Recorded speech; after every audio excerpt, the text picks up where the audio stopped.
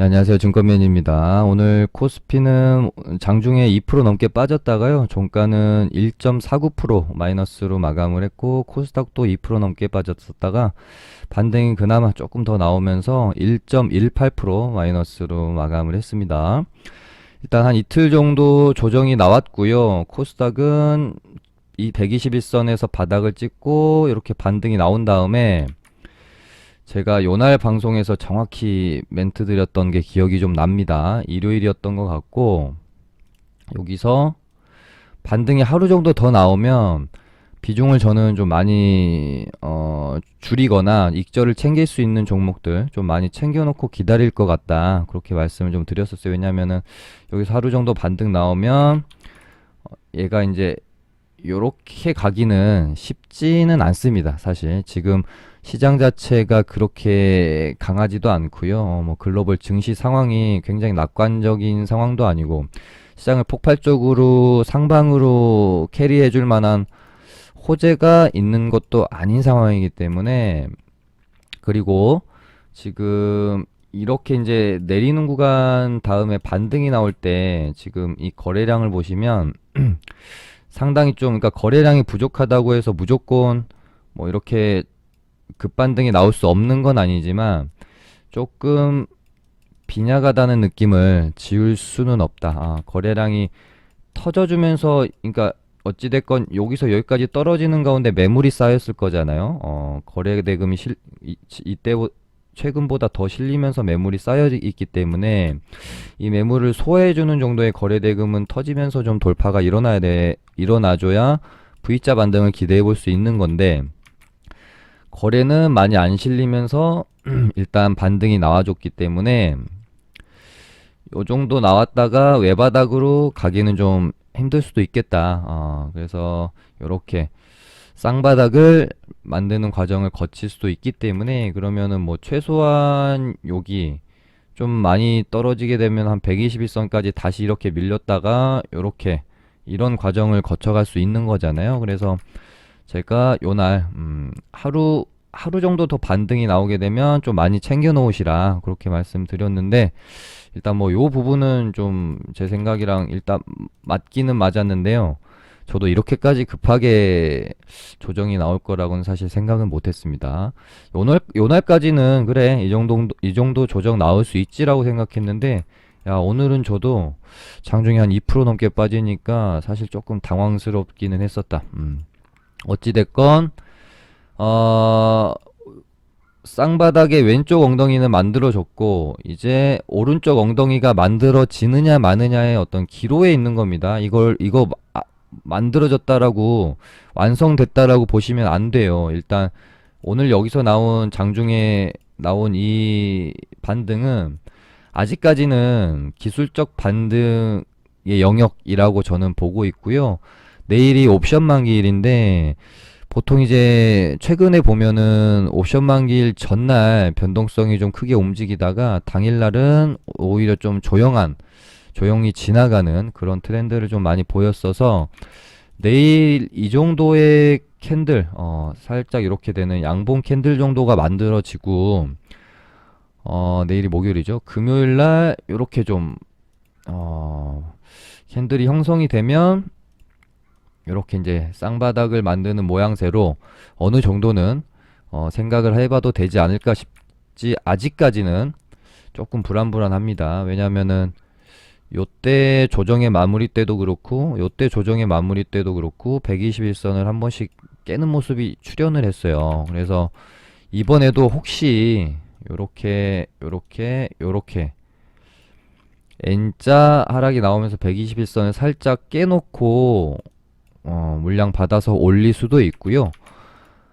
또 최악의 경우에는 뭐 저도 아직까지는 이 어떤 큰 대세 상승장이 마무리되기보다는 한 번 정도 더 정말 우리가 뭔가 우려수로 할 만한 어떤 거품이 조금 더 형성이 되어줘야 이 대세 상승장의 막이 형성이, 어떤 마무리가 형성이 되지 않을까 싶어서, 아직까진 조금 더 상승 여력이 남아있다라는 생각은 하고 있는데 지금 곳곳에서 정말 인플레에 대한 우려의 목소리가 커지고 있고 특히나 지금 다행히 이제 어찌됐건 이제 글로벌 증시를 공포감에 휩싸이게 만들 수 있는 거는 미국 증시의 상황일 거예요.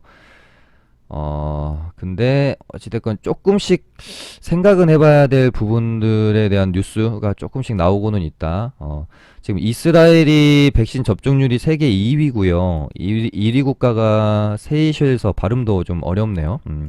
물론 세계 경제적으로 굉장히 그렇게 중요하게 보는 나라는 아니고 화이자 모더나를 좀 접종을 주로 받지 않았다라는 점은 조금 이제 우리가 신뢰도는 떨어지지만 중국의 시노판이랑 인도산 아스트라제네카를 좀 이렇게 접종을 했는데 어찌됐건 다시 그러니까 지금 전 세계가 가장 두려워하는 부분은 그런 부분일 거예요. 백신이 말을 듣지 않는다거나 혹은 지금 지속적으로 대두가 되고 있는 변이, 코로나 바이러스가 뭐 확산이 된다거나 이런 부분들일 것 같은데 아주 그렇게 그냥 간과할 수만은 없는 그런 좀 뉴스일 수는 있다. 그리고 세이셸에서도 그렇지만은 오늘 대만이 다시 코로나가 재확산되면서 상당히 대만도 모범 국가였잖아요. 대만 지수가 엄청 빠졌습니다. 뭐 장난 아니죠. 어제 오늘 아무튼 뭐 거의 뭐 패닉에 가까운 수준이었고, 그러니까 저도 아직 우리 증시 괜찮다라고 지속적으로 말씀을 드렸던 어떻게 보면 이제 근거는 글로벌 증시가 전부 다 악화되는 상황이면은 조심해야 됩니다, 진짜로. 근데 글로벌 증시가 견고한 선, 특히 이제 미증시가 괜찮은 상황에서 우리 증시만 특히 코스닥 같은 경우 공매도로 인해서 좀 빠졌던 거기 때문에 괜찮다라고 말씀을 드렸는데 괜찮지 않은 순간이 혹시 온다라고 하면은 여기서 이제 다우존스가 요렇게 예를 들어 큰 조정이 나오는 모습, 나스닥도 지금 사실 위태하잖아요. 어제 뭐 강하게 좀 양봉을 만들어내긴 했지만 사실 살짝 좀 위태하다는 생각이 안 들 수는 없는 그런 모양새이기도 하고요.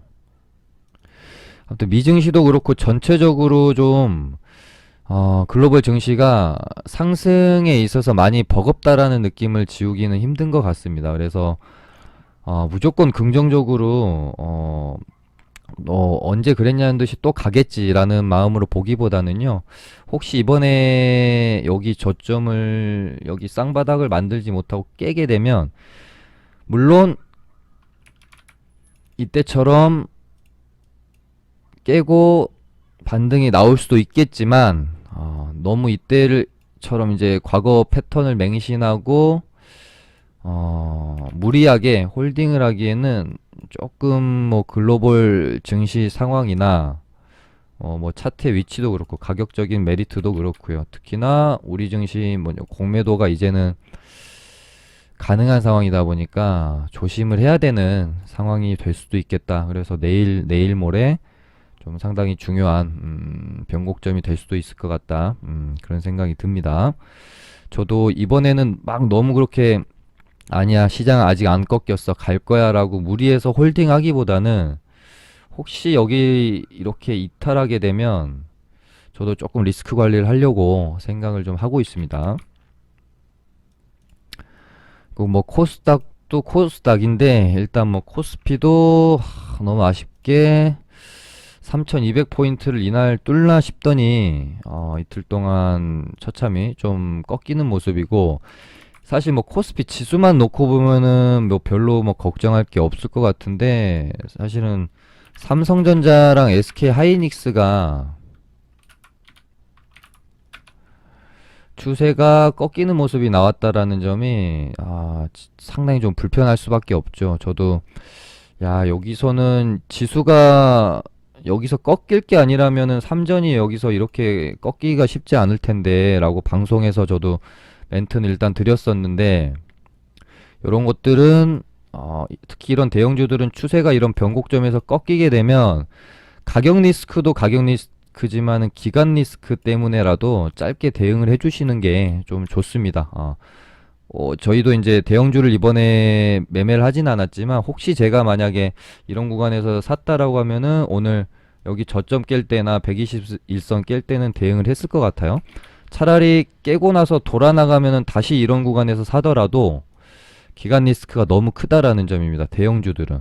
뭐 테마주나 뭐 이제 급등주들은 뭐 5% 6% 물렸다가도 다음날 뭐 10% 20%씩 땡겨주니까 이 1차와 2차 매수 분할 매수의 레인지를 크게 가져가는 게 도움이 훨씬 더 돼요. 근데 물론 이제 중장기 하시는 분들은 전혀 해당 사항이 없고요. 단기 매매를 하시는데 한 번씩 어떤 이런 맥점에서 대형주를 매매할 때 팁을 드리는 겁니다. 그래서 이런 자리들에서 변곡점에서 내가 들어가서 손절선은 짧게 타이트하게 잡고 위로는 열어놔 버리는 이런 매매들이 차라리 낫습니다. 그래서 변곡점에 들어가서 꺾이면 한 2, 3% 손절하고 그 다음에 또 기다렸다가 어떤 자리 오면 또 들어가서 한 2, 3% 손절하고 그렇게 내가 두 번, 세 번 실패를 해도요. 변곡점에서 잘 잡아서 시세가 이렇게 끌고 나가서 한 2, 30% 먹게 되면 이런 매매들이 가성비가 더 좋잖아요. 그래서 사실 저는 대형주들은 그렇게 매매를 해요. SK 하이 최근에 저희가 리딩방에서 대형주 매매한 게 마지막에 SK 하이닉스인데 얘도 저희가 요때인가? 요때 들어갔다가 꺾일 때 이렇게 꺾일 때 실제로 이제 리딩방에서 2% 손절했습니다. 뭐 2% 손절 뭐 크게 두려울 거 없잖아요. 대신에 여기서 만약에 얘가 꺾이지 않고 이렇게 갔으면 쭉 홀딩이죠. 여기 전고점 돌파하는 것까지. 그래서 1, 20% 이렇게 수익 내는 거죠.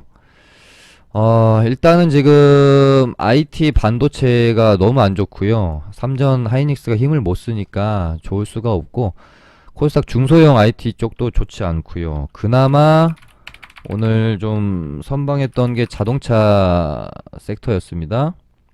현대차도 나쁘지 않았고 특히나 오늘 현대위아가 상당히 좀 좋았다라는 점. 그래서 여기서 이제 지수가 뭐 여기서 지수가 만약에라도 정말 이렇게 꺾이면 뭐 어떤 종목이 별 수 있겠어요. 근데 혹시 꺾이지 않고 다시 흐름 이렇게 잡아간다라고 하면은 자동차 섹터도 뭐 이렇게 조금 스윙으로 들고 가보기에 나쁘지 않겠다 그런 생각이 드는 좀 하루였고요. 종목들 일단 좀 살펴볼까 싶습니다. 일단 뭐 최근에 거의 뭐 시장에서 뭐 진짜 어마어마하다는 생각이 드네요. 예, 좀 뭐 진짜 우리가 뭐 신풍제약이 이번 코로나 최대 수혜주라고 생각했는데 HMM 정말 대단하고요.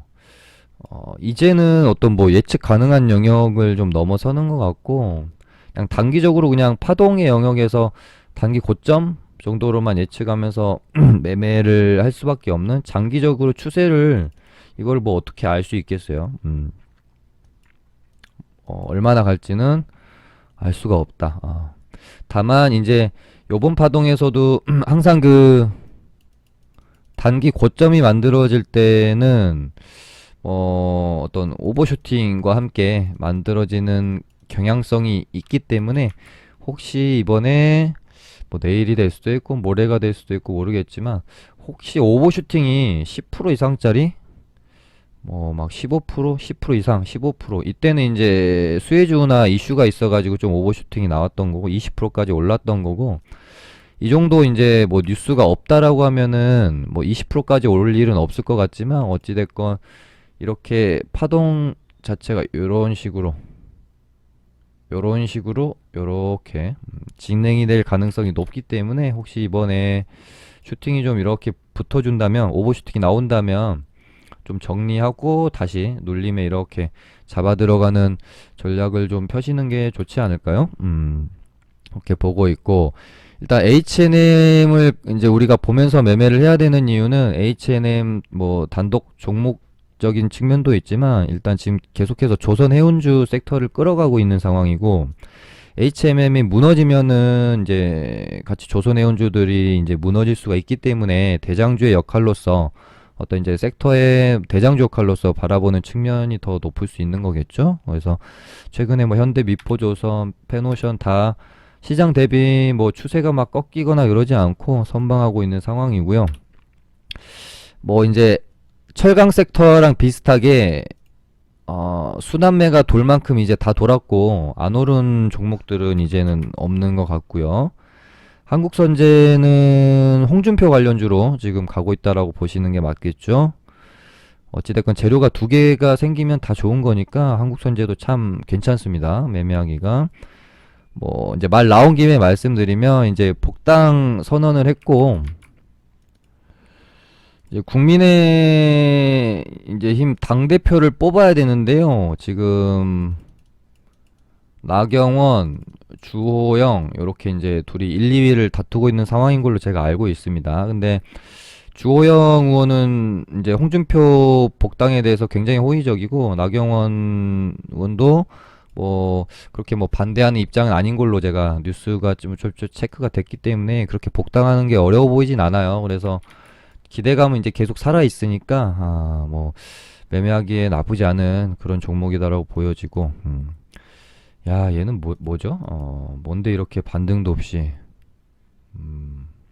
아무튼 특히 이제 우리가 상한가 매매 이렇게 할 때는 항상 말씀드리지만 대장주 위주로 공략하셔라. 조선선제는 이날 이제 상한가가 나오긴 했지만 이 뭐 조선 해운 섹터의 대장으로 보기엔 좀 무리가 있었죠. 거래 대금도 뭐 380억 정도밖에 실리지가 않았고 그래서 뭐 이제 매매 대상으로 보긴 좀 그렇죠. 제가 뭐 방송에서 언급드린 적도 없는 것 같고요. 이 종목을 좀 아쉽습니다. 어제 제가 방송을 좀 못했는데 방송을 했으면 아마 STS 중공업을 말씀을 드렸을 것 같아요. 종목 추천을 좀 드렸을 것 같아요. 저희 리딩방에서는 요날 이제 종가 베팅 형식으로 매매가 들어갔고 이틀 쉬다가 제 방송 열혈 시청자분들은 아시죠? 제가 가장 선호하는 기준선 매매 급등 후에 눌리는 자리 기준선 매매를 좋아하죠. 제가 여기 딱 이제 걸맞는 그런 조건에 맞는 종목이었고요. 이틀 동안 무지하게 흔들더니 뭐 결국엔 갑니다. 이런 자리에서는 그래서 오늘 반등이 나와서 요렇게 요날 종가 베팅해서 이틀 흔드는 거 견뎌내고 뭐 이제 이런 구간에서 추가 매수도 해볼까 생각은 했었는데 아무튼 좀 변동폭이 큰 종목이라서 한 10% 떨어지면 추가 매수해야지 생각하고 있었죠. 네, 그 정도까지는 떨어지지 않았고 오늘 오전에 오를 때 일단 익절은 하고 나왔는데 사실 지금 장이 안 좋지 않았으면 제 목표가는 한 요 정도 11,000원 아래 한 500원에서 11,000원 정도까지는 봤을 것 같아요. 근데 장이 안 좋으니까 조금 불안불안해서 일단 비중 확보하자는 차원에서 놔뒀는데 얘는 이런 식으로 요렇게 봉이 하나 뽑아질 것 같기도 해서 또 재접근할까 하다가 재매수도 이제 오후장에 생각을 했었거든요. 이런 자리들에서. 근데 지금 장이 불안하니까 일단은 현금을 챙겨 놓자라는 마음으로 일단 익절을 좀 하고 나왔던 종목이고요. 얘는 흐름이 조금 더 이어질 수도 있겠습니다. 제가 말씀드리는 기준선 자리들이 다 뭐 요런 자리들이에요. 노루홀딩스 얘는 이제 우선주고 위험자 붙어있고 너무 좀 급등해가지고 이제 이런 종목들은 제가 잘 리딩방 개인 매매는 하는데 리딩방에선 잘 안 하거든요. 근데 뭐 이런 자리들이 완전히 정석 기준선 자리죠. 명확하게 딱 여기서 반등이 나오는 아무튼 이 기준선에 대해서 공부를 해보시면 상당히 괜찮습니다. 웬만한 어떤 대장주들은 기준선에서 반등이 없이 죽는 경우가 정말 거의 없습니다. 최근에는 제가 휴마시스 말씀드렸던 적이 있죠. 얘도 보시면 이날도 뭐 저점 대비 뭐 한 19% 가까이 반등이 나왔고요. 그리고 나서도 계속해서 이렇게 반등 기준선 구간에서 가격 방어가 형성이 되는 모습이잖아요. 아무튼 기준선은 한번 공부해 보시면 될 것 같고요. 그 다음에 오늘 뭐, 스타주는 포스코 엠텍이 아닌가, 그런 생각이 드는데, 얘를 뭐 저희도, 언제였더라? 이때 그 매매하다가 한번 당하신 분들 진짜 많지 않을까 싶어요. 이제 아르헨티나 리튬 호수 가치 부각이죠. 이때 당시 나왔을 때 35조였던가요? 좀 너무 조금 과한 게 아닌가 싶은 생각이 들었었긴 했지만 어찌됐건 뉴스 자체로는 워낙 강했어서 투상 간 다음에 미는데 여기서 진짜 반응 하나도 없이 밀어가지고요. 여기서 아마 좀 당하신 분들 많았을 것 같아요. 근데 저희 리딩바는 이런 구간에서 안 들어갔고 여기서 한번 사고 여기서 한번 사가지고 이때 반등 나올 때 괜찮은 수익을 내고 나왔었던 기억이 있는 종목입니다. 근데 오늘 뉴스가 또 좀 이제 재탕 뉴스 같았는데 이제 조금 다르긴 해요. 이때 당시에는 이제 가치 부각이었고 오늘 뉴스는 아르헨티나 지방 정부들과 리튬 사업을 위한 염호 개발을 한다라고 이제 뭐 이제 계약 체결을 했다라는 뉴스이기 때문에 물론 실질적으로 이제는 뭔가 사업이 체결이 된 거니까 좀 다른 뉴스긴 합니다. 근데 뭔가 좀 뭐 워낙 종목 자체가 약간 뭐라고 해야 될까요? 좀 양스러운 게 있어가지고 저도 얘를 지금 고민 중이긴 해요. 공략을 해야 될지 말아야 될지. 또 이때의 어떤 이 트라우마가 또 있기 때문에 뭐 이제 저희는 당하지 않았고 여기서 했지만 또 이렇게 또 반등도 없이 빠져버릴 수도 있고 최대한 좀 이 종목은 확인하고 매매를 해주시는 게 좋을 것 같습니다. 이거는 의미가 없는 선이고요. 또 애매하게 딱 요 가격대도 딱 전고점에 걸쳐 있고 전고점 넘어서고 나서 이런 식으로 빠지지 않고 살짝 넘겨놓고 또 이렇게 이제 빼버리지 않고 여기서 유지가 좀 돼주는 모습이 확인된 다음에 그 다음에 공략을 하시는 게 조금 안전할 수 있지 않을까. 한번 그랬던 놈은 또 그러니까 물론 이제 그걸 이용해서 이번에는 다르게 흘러갈 수 있긴 하지만 그래도 조심하는 게 좋지 않을까 그런 생각이 들고요. 그 다음에 뭐 최근에 너무나도 강한 종목이고 제가 또 최근에 상당히 좋게 봤던 종목들이 이제 코로나 국내 백신 개발 중인 기업들이 5종목이 있습니다. 5기업이 있습니다. 이거는 방송 통해서 제가 뭐 한 거의 4번, 5번 언급을 급등하기 전부터 언급을 계속 드리고 있죠. 유바이오로직스, 셀리드, 진원생명과학, 제넥신, SK바이오 사이언스 이렇게 있는데 뭐 이제 제넥신이랑 SK 바이오 사이언스 쪽은 지금 상당히 좀 차트도 그렇고 여러 방면에서 별로 이제 좋지 않아 가지고 제가 언급을 별로 안 드렸고 진원생명과학은 시세를 워낙 대시세를 한번 내고 떨어진 구간에서 역배열해서 다시 올라오고 있는 구간이라 얘도 이제 저희 리딩방에서 매매를 해서 수익을 내고 나오기는 했어요. 저희도 이때 한번 사고 여기서 추가 매수해 가지고 이때 이제 익절을 하고 나왔는데 얘도 심상치가 않아요. 이거 역배열해서 지금 계속 밀고 올라오는 모습이. 그러니까 이렇게 역배열해서 밀고 올라올 때는 항상 이런 식으로 매물 소화하는 과정이 필요해서 정배열해서 예를 들어 유바이오로직스 같이 이렇게 깔끔하게 상승이 안 나옵니다. 이런 식으로 계속 등락을 반복하면서 진행이 되는 거거든요. 근데 심상치 않아요. 맞고 떨어졌죠? 근데 밀고 올라왔죠? 여기까지만 이제 만약에 2만원 정도를 뚫어내게 되면 그나마 또 위로는 가벼운 상승이 나와버릴 수가 있는 거거든요. 2만원 위로. 그래서 좀 보고 있는데 일단 제가 뭐 월요일인가 일요일날 방송에서도 말씀드리기를 유바이오로직스랑 셀리드랑 진원생명과학이 강한 이유는 지금 최근에 테마적으로 약간 형성이 그러니까 이번 날짜가 제가 갑자기 주말이었죠. 주말에 독일의 큐어백 백신이 이제 임상 3상 결과 발표를 앞두고 있으면서 갑자기 mRNA 백신 관련주들이 잘 가요. 딱 그 mRNA 백신 관련주들이 지금 유바이오로직스랑 셀리드 요렇게랑 이제 아이진까지 해가지고 요렇게 세 종목이 과거에 한번 이제 mRNA 백신 관련주로 움직임이 활발했던 종목들이고, 진원생명과학도 약간 이제 mRNA 테마로 엮여 있긴 한데, 막 이제 mRNA 테마로 대장을 했던 적은 없거든요. 제가 기억하기로.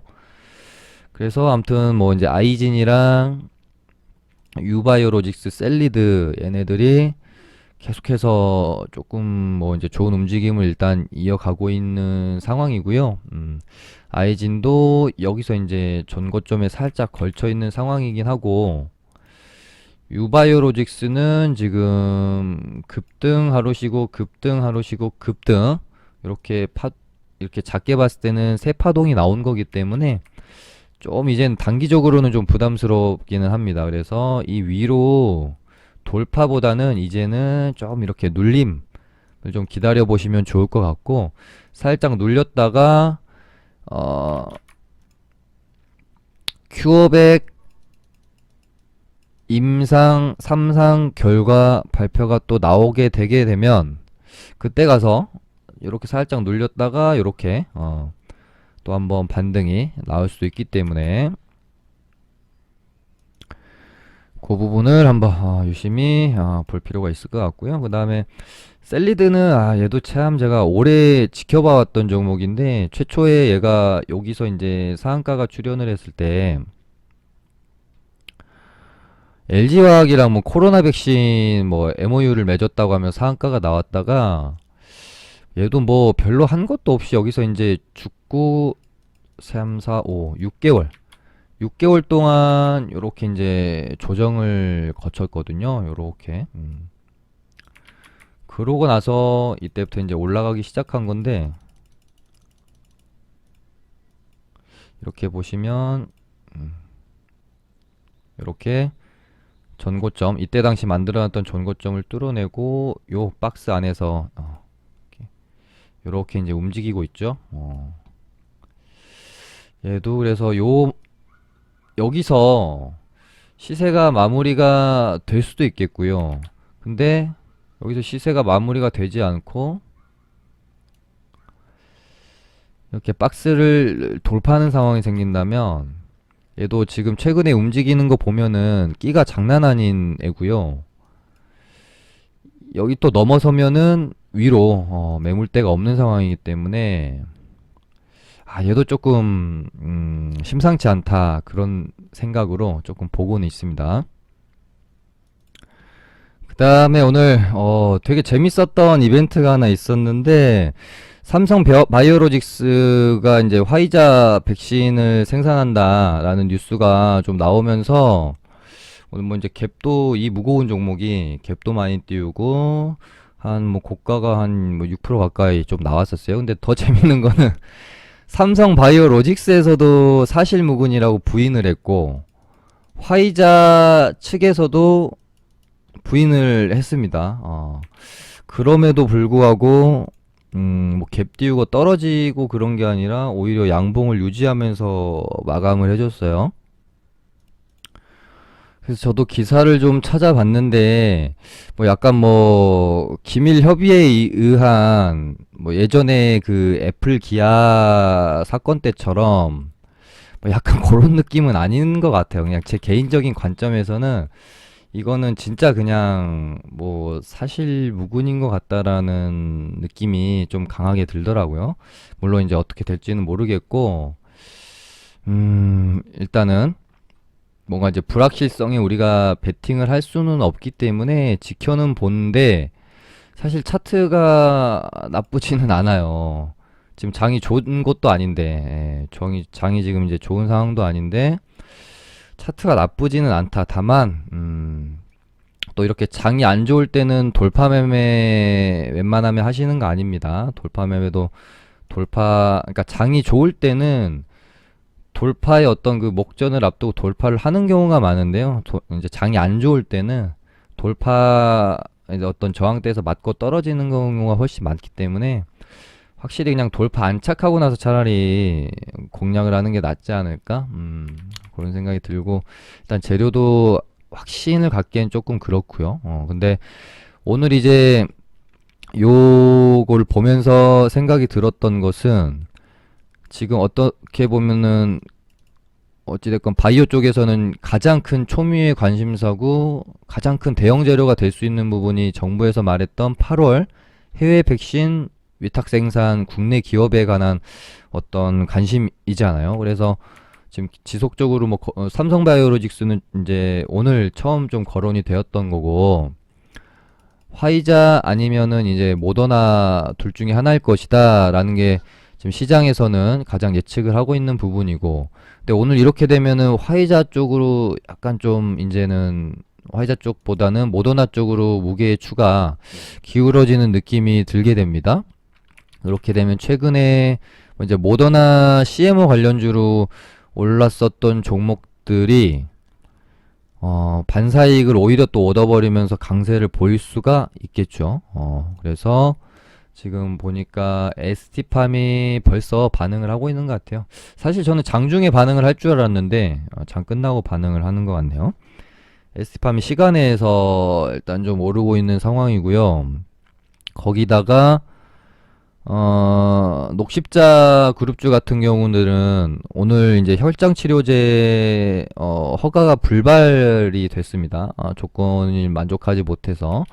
그러면서 이제 시가 개파락을 시작했는데 그럼에도 불구하고 녹십자는 양봉 마감했고 홀딩스도 별로 안 떨어졌고요. 랩셀도 그렇고 이것을 상쇄하는 지금 재료가 어떻게 보면 모더나 CMO 재료기 때문에 그 부분이 어느 정도 받쳐주지 않았나 일단 그렇게 좀 보고 있고, 어찌됐건 모더나 이제 위탁 생산 관련해서 가장 최우선적으로 언급되고 있는 게 녹십자, ST팜 그리고 한미약품 요 정도로 이제 저는 개인적으로 생각을 하고 있고요. 뭐 얘네가 될지 아주 뭐 다른 전혀 예상치 못했던 이제 기업이 될지는 모르겠지만 아무튼 상당히 큰 재료는 맞기 때문에 그 기대감만 가지고도 계속해서 지속적으로 흐름은 지켜볼 필요가 있겠고, 이 부분이 이제 언제 발표가 될지는 뭐 모르겠습니다만은 계속해서 머릿속으로 생각을 해놓고 추적을 해야 될 필요가 있는 상당히 큰 뉴스입니다. 그래서 오늘 좋았던 애들이 또 하나 있죠. 모더나 관련주.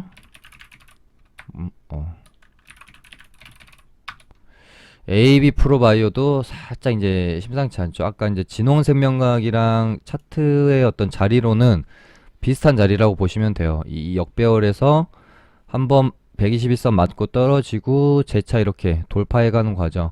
그래서 얘도 여기를 넘겨주면 이제는 여기보다는 이 주가의 움직임이 상당히 가볍게 움직일 수가 있겠죠. 그래서 얘도 한번 볼 필요가 있을 것 같습니다. 시간이 이제 앞에서 시황을 좀 많이 했더니 좀 많이 길어졌네요. 오늘은 이렇게 해서 마쳐보도록 할게요. 감사합니다.